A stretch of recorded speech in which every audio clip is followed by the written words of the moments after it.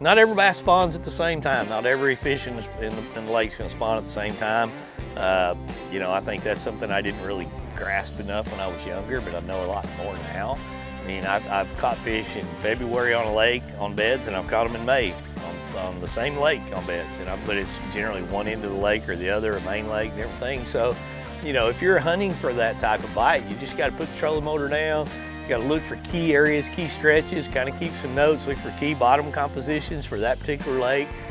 They do different things on different lakes. I've seen them spawning on cross beams in highland lakes in Texas. I've seen them spawning with their backs out of the water in Texas. I mean, you just don't know until you get out there and let the water tell you, let the fish tell you. It's almost like though you have to get in that little bit of grass to see those good light spots. Yeah. How you position your boat is really, really key in sight fishing. That's one of the coolest things I've learned a lot from Clark over the years, and Jeff, is how they want the sun at certain angles and the wind at certain angles, and they'll run certain banks. And you know, as you're running down a lake, you know, there's times when I want to throw on a windy bank, and then there's times like this, I want to be on the opposite bank where it's calm. And so somewhere on the lake, even on these 20 and 30 mile an hour windy Texas days that we have in the spring, you can find some calm water that's blocked for a little bit, 100 yard, 200 yard stretch. And sometimes that's all that you need to be able to find a big group of them up shallow. I try to stay as far away as I can get.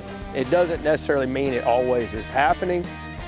You know, in this situation right here, we can't see very good because the low light, it's early, you know, fairly early in the day. And so in this situation, you know, to me, I'm like, if you see him and he's not scared of you, well then fish for him right there. If he's scared of you, then you might have to get a little farther away. He just went off with it. Oh, he took off with it. You're just sitting there. I was just shaking it. I was like, I know he's right in there. He about took the rod out of my hand. That is awesome. Nice little chunker.